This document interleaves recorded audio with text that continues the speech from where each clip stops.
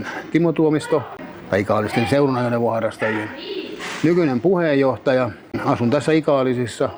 Ikää nyt rupeaa olemaan paremmalla puolella 60 ja sillä.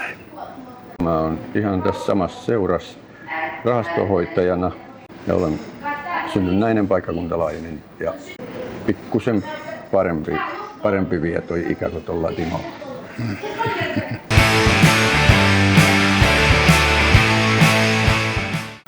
Mä asuin aikanaan Parkanossa. Muutin sitten tuohon vähän reiluun puoleen väliin. Muutin tänne Ikaalisiin nyt sitten muutama vuosi aikaa. Ja Teuvo on tullut tunteen. Teuvohan oli samassa kerhossa silloin aikanaan, kun mä olin sen kerhon puheenjohtajakin. Tehty paljon yhdessä. Kaiken näköistä hyvää ja niin, mutta on myös pahaa.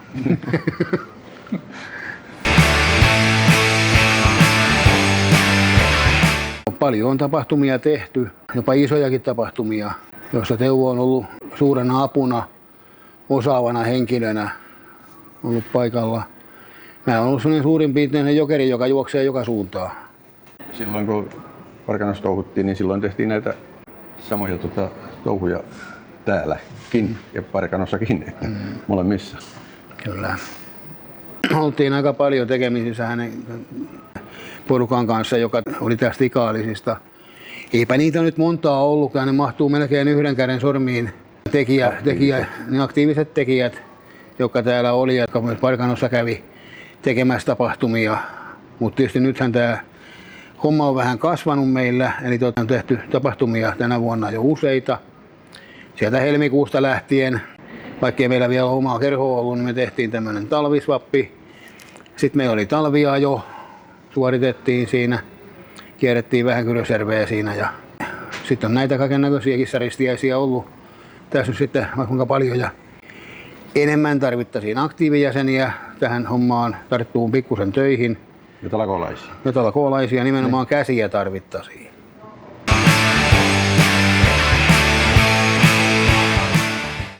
Rompettorihan on hyvin vanha keksintö. Se on amerikkalainen juttu. Puhutaan swapista, vaihtopäivästä. Eli tavaravaihto-omistajaa. Ihmiset toi peräkärryillä tavaraa ja niitä vaihdettiin aikanaan. Mutta sitten keksittiin vissiin toi rahapuoli ja niitä ruvettiin sitten myymään siinä. Mä itse olen pyörittänyt noin 20 vuotta aikanaan Parkanomobilistien kanssa ja nyt sitten tämän hyvin toimiva konsepti ollut tuonut väkeä tämmöiseen pieneen kylään aika paljon. Niin, se on tärkeää, että saataisiin vanha tavara kiertoon ja ihmisillä on tarve sille. Ja näistähän ihmiset ne sitten löytää, kun ne tavara kohtaa ostajan. Ja sillä saadaan tosiaan pieneen kylään paljon ihmisiä liikkeelle, että saataisiin myös sitä kautta nousua tähän kylän toimintaan.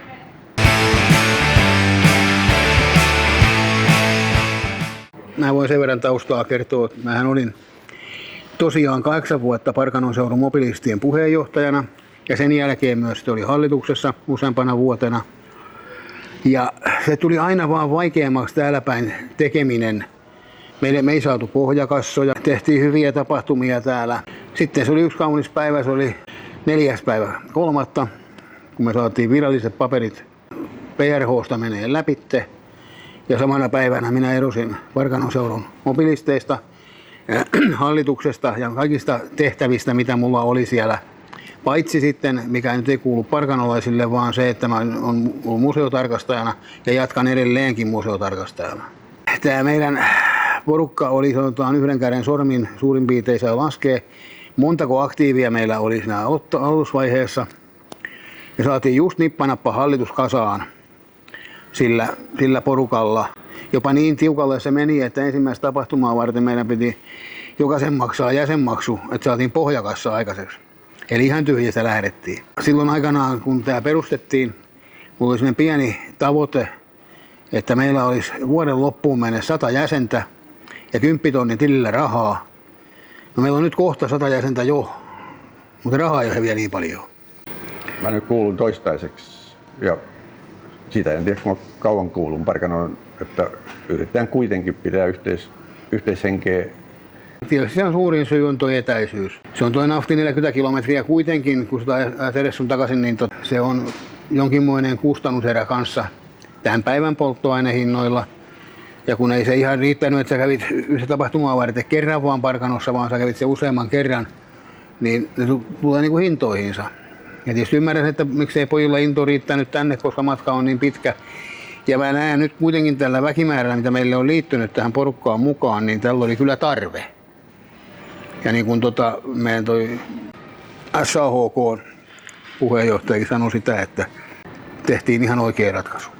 No melkein, Timon kanssa me melkein sitten silloin päätettiinkin tämä asia, että ruvetaan sitten hieroon täällä.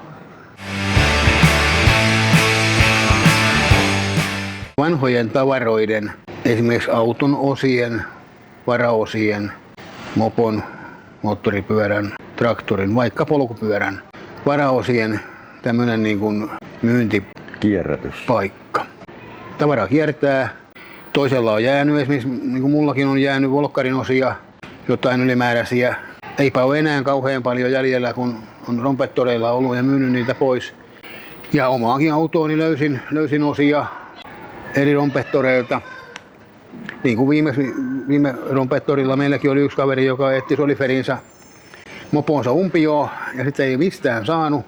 Niin täällä oli yksi kappale ehjä miltei virheitön lamppu ja hän sai pyöräänsä museokuntoon. Että sitten se on vähän paisunut tämä meidän homma, kun se on muuttunut vähän kirpputorityyppiseksi. Eli meillä on peräkärrykirppistä siellä, peräkonttikirppistä.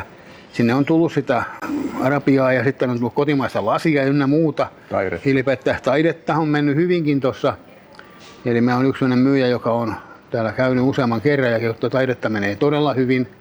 LP-levyjä ja vähän kaikkea. Myydään myös mopoja, moottoripyöriä, kaikkia voi tulla myymään autoja. Siinä käy vähän kaikki tavara voi vaihtaa omistajaa kyllä. Ei, tää on niinku iso kirpputori. Joo. Sanotaan näin. Joo.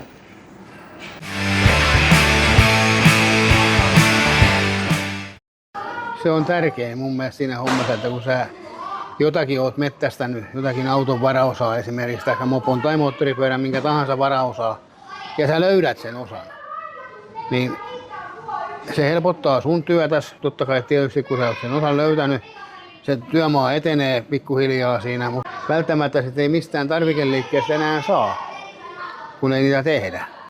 Olen itsellä monta kertaa käynyt noiden vanhojen autojen kanssa sillä tavalla, että kun ei osia saa, niin sitten lähdetään rompettorille mettästään niitä ja hyvin on löytynyt.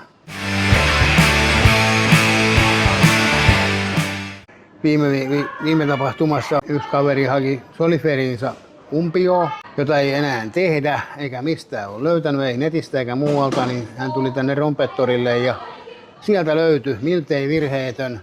Niin kaveri oli vaan päätteli, että nyt hän saa sen moponsa museorekisteröityä, että nyt kun se umpio siihen löytyy. On tärkeitä asioita. Nämä on tärkeitä juttuja, kun se on vähän niin kuin tämän näyttelyn päähenkilö, eli Matti Järvenpää, oli aikanaan meillä tuossa kentällä rompettorilla. Ja kuinka mulla ollakaan, sattuu löytyy tuolta kesämökin varastosta semmoinen peltinen auto, polkuauto, mikä oli jo sitten vähän kärsinyt. Siitä puuttui yksi pyöräkin ja Matti vaan päätteli, että mulla on tähän muuten renkaat kotona. Mitä toi maksaa? Mä sanoin Matille sitten hinnan ja Matti sanoi sitten mulle, että jos hän sitä puolet maksaa, niin saako hän sen viedä? Mä otan ihan sama mulle, vaikka ei sit ilman, ettei ole yhtään väliä. Matti oli sen laittanut kuntoon kuitenkin sitten tuolla Rautapuistossansa ja se oli ihan hyvän näköinen peli. Et kaikkia tämmöisiä niin löytyy tuolta, niin sanottuja heräteostoja löytyy hyvin tuolta kentältä ja vähän mukavampiakin juttuja. Ja toivotaan, että tulisi enempi, että ihmiset tois ne tavaransa sieltä autotallin perältä myyntiin, kun niitä joku tarvitsee. Että se olisi hyvin tärkeää. Kyllä se monelle on. Moni haluaa tulla keskustelemaan sinne, ettei se ostaminen kaikilla ole pääasia, vaan tullaan ja nähdään vastaavan tyylisiä kavereita ja saadaan keskustella niistä asioista ja tekelee sitä, mitä tehdään ja touhutaan, niin se on tietysti yksi suuri asia.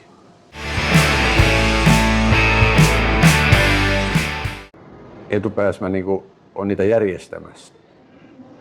Että se on tärkein, että ei mulla itsellä ole paljon ollut tarvetta. Nyt tietysti aina vähän silmäkovana täytyy olla, että on määrättyjä jotain puutteita, mitä tarvitsisi jostain löytää, mutta niitä nyt vaan odotellaan, kun kohdalle tulee.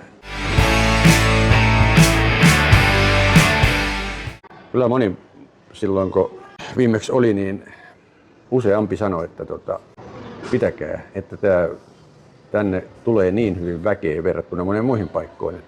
Ja sitten se päätettiin, että kerran vielä tälle kesälle kokeillaan. Kyllä todella paljon on tullut positiivista ja varsinkin näitä, jotka tulee vähän kauempaa.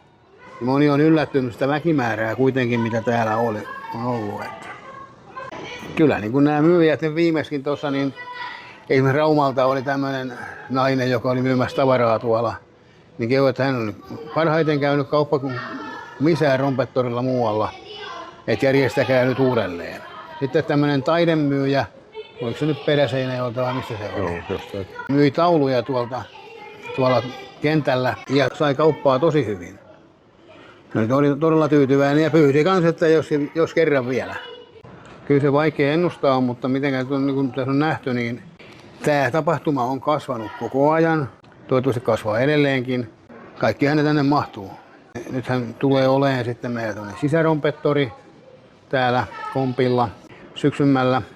Kaiken muun hässäkään sekaan. Toivottavasti nuoria tarvitsisi saada innostumaan. Se on niin kuin tärkein, kun me nyt ollaan kaikki sillä lailla jo vähän semmoisia vanhempia nuoria. Ne emme vielä vanhoja olla. Ei, mutta vanhempia nuoria. Niin. Sanoisiko niin? Niin, kyllä. No se on aina kun puhutaan autotapahtumasta, on se rallikilpailu, on se joku autonäyttely tai muuta vastaavaa, ja aina kisamakkara pitää päästä syömään. Ja se on siitä vähän niin kuin peruja sitten tämä meidän makkaran myynti. Sitten tietysti yhtenä tuli tämä lettu siihen, ja se on ihan todettu hyväksi kaupalliseksi tuotteeksi. Ja nykyään ihmiset rupeaa odottaa sitä, että me järjestetään sillä, että meillä on sitä makkaraa, kahvia, lettua paikan päällä. Sitä menee ihan hyvin. Viime tapahtumassa meidän loppu puolessa välissä lettutaikina kesken. Eli tervetuloa meidän tuonne Rompettorille niin myymään kuin ostamaan. No, tähän ei nyt paljon lisäämistä. Juuri tätä.